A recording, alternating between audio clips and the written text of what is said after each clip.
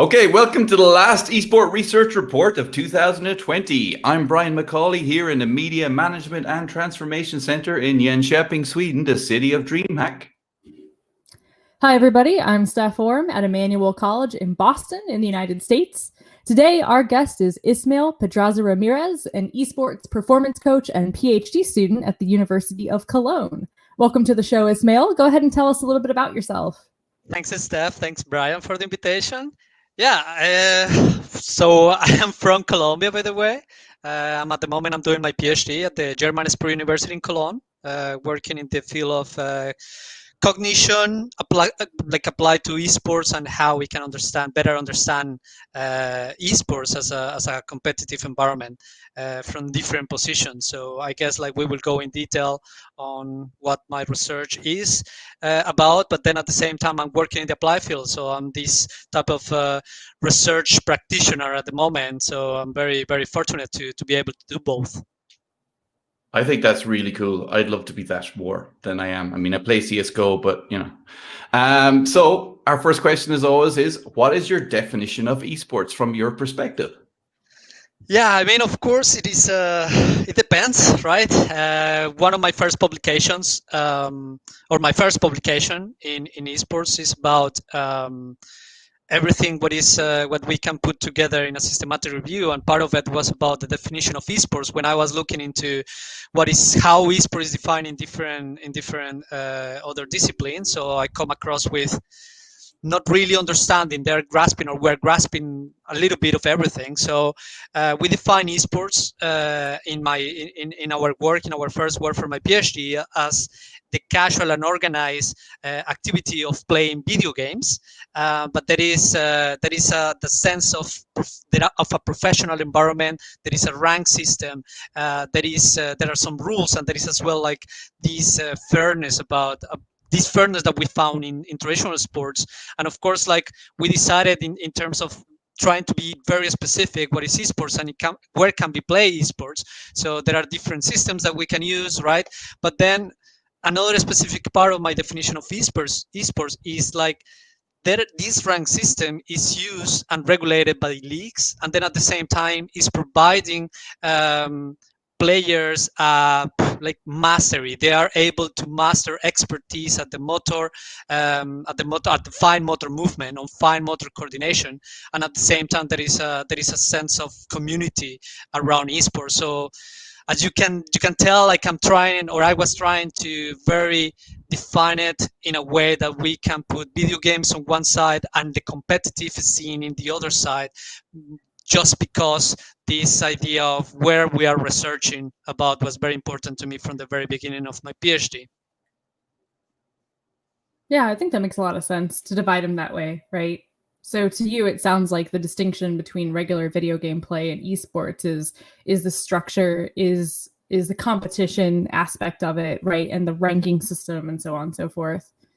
Yeah, exactly. I think something that differs from video games, it is about the leagues, right? The structure, the rankings, the officiates that is running these esports kind of competitions. When I'm coming across with specific research on video games or competitive video games, we come across this combination of researching, for example, I don't know, The Sims or Mario Bros or Mario Kart or these more action games in this direction with League of Legends or CSGO. So for me, that's already an issue because we are not really differentiating the community level, if there are any rank system, if there is a sense that we can say that the competition is fair and not random fully, right? All right. So Ismael, your area of study then is psychology. Were you in a psychology program? Yes. So it is. I'm part of the department of performance psychology at the Institute of Psychology. So Awesome. yes. So my background is in sports science, but I finished two master's degree in sports psychology. Two? Yeah. So Two first one was degrees. in Uvascular, actually, in Scandinavian country. in Jyväskylä in Finland on sports and exercise psychology, and the second one was in Leipzig here in Germany in diagnostics and intervention. Very cool. I mean, wow. I mean, I have 2 master's degrees, one in commerce and one in communications, but it was a whole sort of visa thing in Australia. I didn't want to do 2. Oh, well, y'all are making me look like, I don't know, a bum over here. But you know, you said it. I'm a bummer. I'm a bummer for sure. But it's not about the titles, but it's more about like, okay, how we can actually have some impact, right, in society and try to develop the expertise that we're getting. So that's where I am at the moment. Yeah. So then how are you using these multiple degrees that you've accrued in psychology and applying that to the realm of esports? Tell us, like, what is esports psychology all about? Yeah.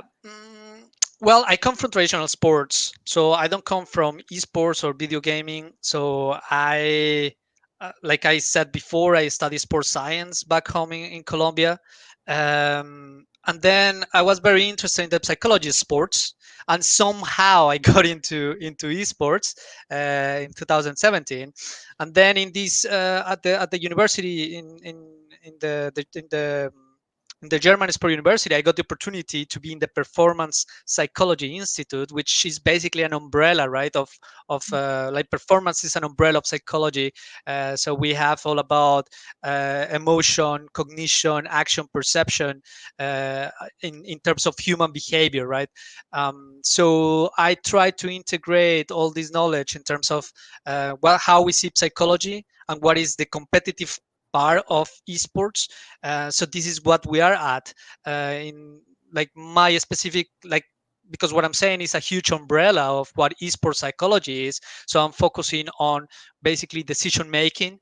I'm trying to understand these decision making processes at the performance level in esports. So as my first paper was a systematic review, trying to summarize the psychological characteristics of cognitive performance and uh, game performance, basically, and trying to see how is this associated to psychology, to the psychological content of performance. And then we go, I mean, we try to get to understand how are the cognitive processes of esports players. So we go at the different levels of cognition in terms of memory, attention, high order functions like decision making or planning or creativity, and then how this takes a role or an influence in the behavior of the esports players, and at the end, like how this influence the outcome, which we go into the game performance, which is more about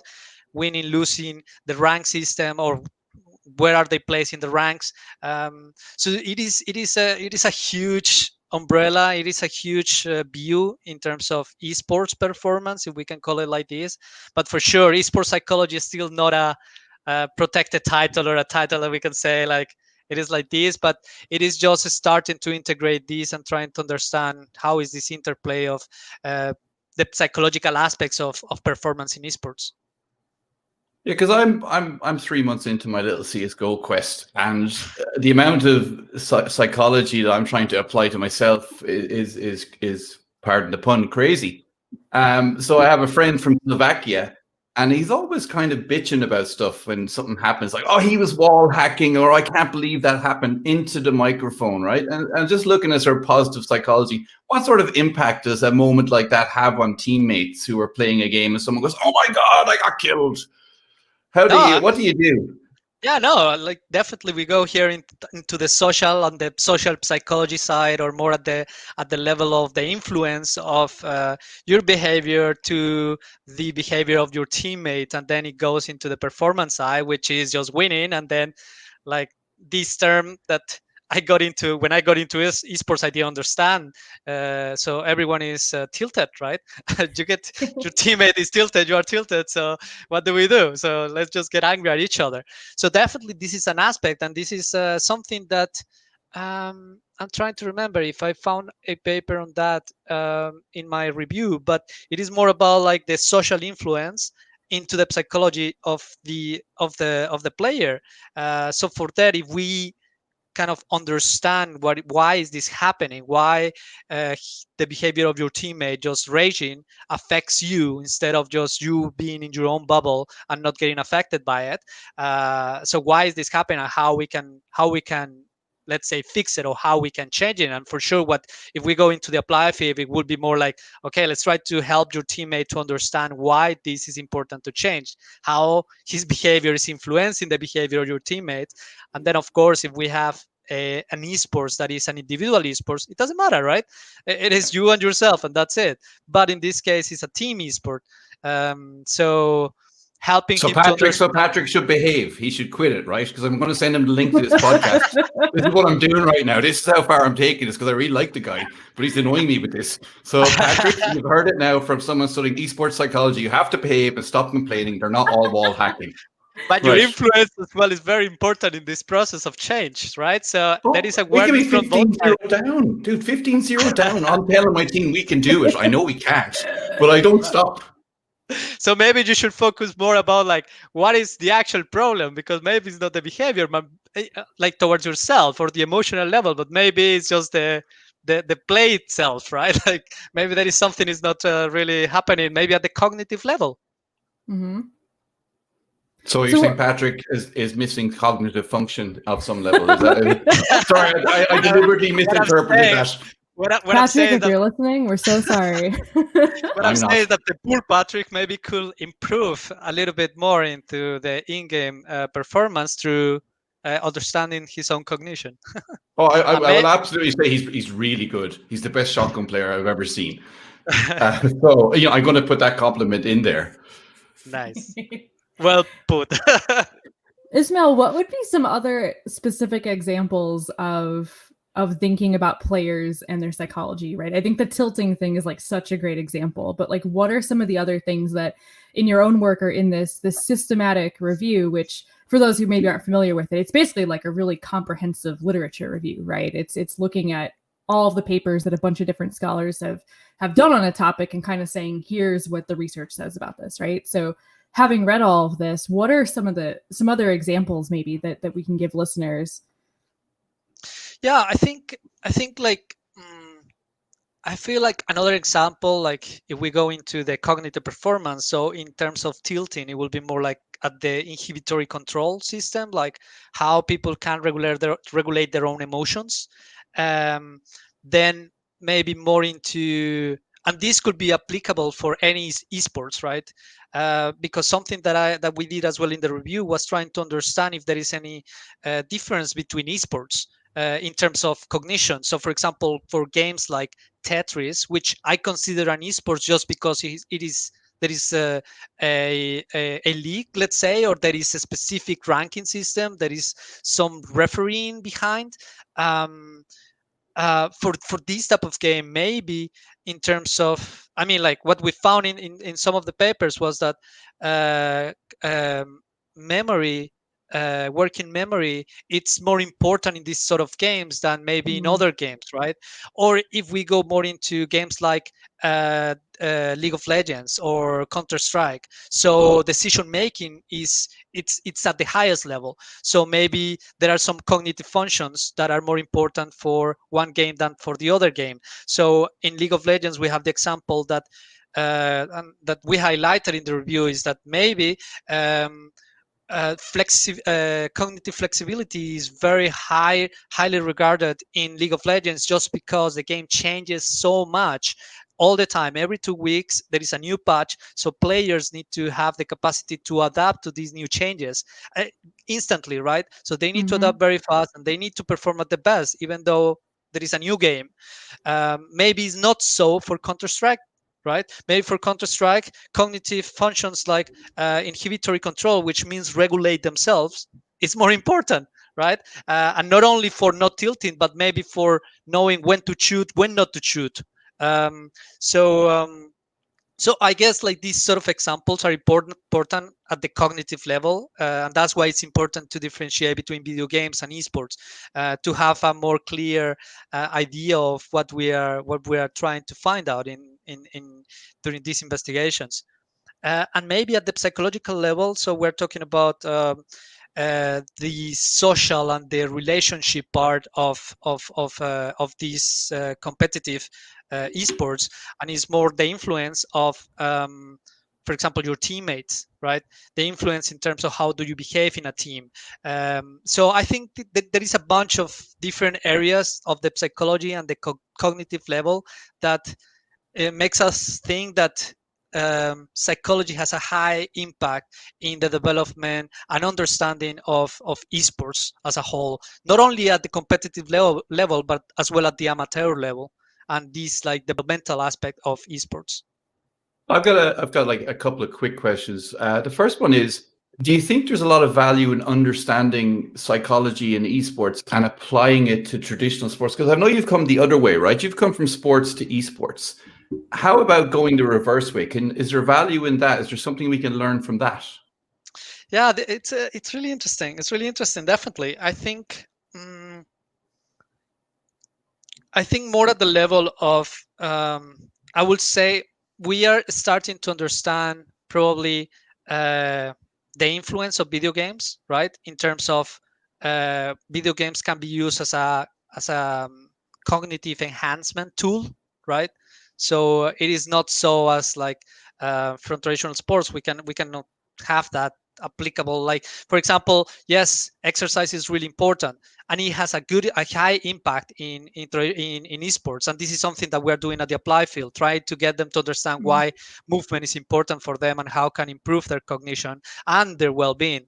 But then from the other side is like traditional sport athletes could maybe get into these esports games to try to develop even more their cognitive abilities, just because playing League of Legends, Counter-Strike are so fast-paced games that there is something there that they can help them maybe to be applied to their own professional sporting careers.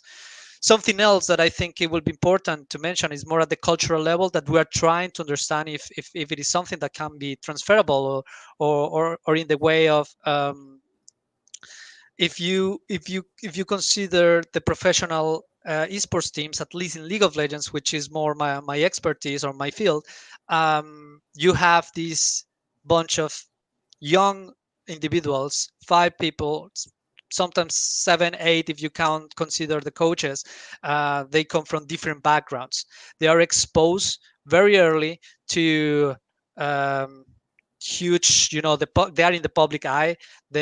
They are basically rich as well. If we can compare with the high leagues, we don't really have this much at that age in traditional sports. So maybe there is something that we can start developing in terms of platforms or structures, or a way to help to understand or develop our traditional sport athletes in different ways by learning by esports. But of course, this is just pure speculation from more like the cultural and the life skills development. But I think we're still lots of to learn and see how we can actually transfer maybe from esports to traditional sports knowledge and development. Which actually leads me to the second question: is what's going to happen with your PhD from here? What's the plan? I mean, like, just so maybe students who want to do a thesis or people interested in doing research themselves, like you've started, you have the basis. What are you actually going to do? Yeah, I mean, well, I need to finish my PhD by, the normal way, publishing 3 papers. So at the moment, I'm trying to get more in depth into decision making. We're working into understanding decision making from a holistic perspective, which means looking into what cognitive science tell us about decision making, which is based on a so-called simple heuristics or rule of thumb, which is basically when you are making a decision, you are generating options, then you stop generating, and then you select an option. Usually, in professional athletes, they select the first option that they generated. So this is what I'm trying to find out in esports, if this is the case. But then I'm adding the knowledge that we have in movement science by trying to understand the how these players make decisions. And this is like the combination of motor heuristics. So we have the what and we have the how. The how will be more about like keyboard and mouse behavior, basically. So this is my experimental study that I'm doing right now, and this is of course an opportunity as well for me to transfer this knowledge into potential training tools for esports players or for League of Legends players, especially because we don't really have much tools in League of Legends. So this is where I'm taking my PhD in terms of decision making, starting to develop an understanding in terms of what, how, and including like psychophysiological markers and including eye tracking devices, because it is really a opportunity for us to try to investigate in an ecological manner. Cool. That's super exciting. I can't wait to read about that, actually. Yeah, no, I'm actually interested as well. I love the eye tracking stuff. Is fascinating to me. I've watched so many videos of watching streamers and pro players use the eye tracking software, and just to see the way that they process, what's happening in real time, and it's at this like almost inhuman speed, and it's like, oh, that's why they're so much better than I am, because I just lack that sort of quick response, right? Yeah, definitely. We can get so much information from them, like from these experts, to try to understand human behavior as a whole. And maybe this is what we were talking before, and Brian's question from before, like maybe from them we can better understand expertise in at different degrees, and more including society, like a military or surgery experts, like surgeons who are people who are in high stress environments, and as well their fine motor skills are paramount. So and eye tracking techniques are really good for it. Super cool.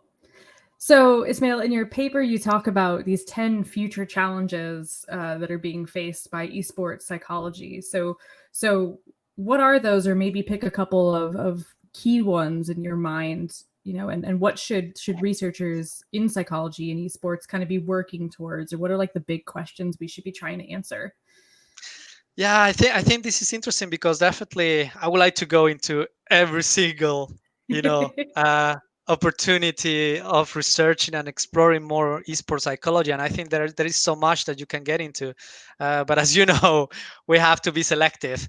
I think one of the important challenges, and I think I have them here in front of me. I think one of the important challenges, or aspects to consider, it is about how we are researching esports, because I still think that we need to start going away from the idea of researching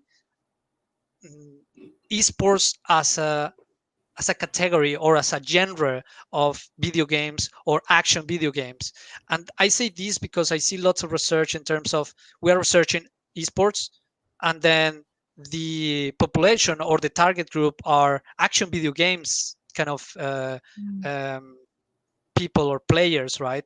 But then I think we need to start separating, because as we have seen it before, there is a completely different environment. We are not researching in traditional sports like basketball and soccer at the same time, right? In one study, trying to understand specific and very specific aspects of this nature of these sports. So I think the challenge that I'm seeing here is implementing rigorous methodological designs by considering these aspects of what is esport, what is video games, how we are selecting it, how we are researching in it, to try to really start getting a grasp of the psychology of esports. I think this is one. Like, of course, there are so many others in terms of implementing these psychophysiological tools, because esports is a place that you can actually implement so many different tools without really having artifacts or affect too much their validity or reliability of these tools. And then there is so much applicability for the field, for the applied field, like helping to develop the needs of coaches, and how we can implement structures of performance or of training structures, and as well trying to understand what are those performance indicators, which at the moment we are relying on the ones that the game tell us, that the game developers give us, and sometimes they are not as accurate as we would like them to be. So we need to try to understand more in these areas.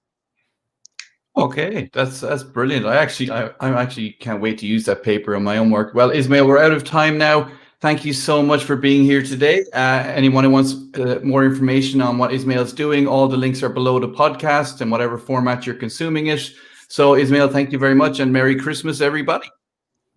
Thank you so Bye-bye. much.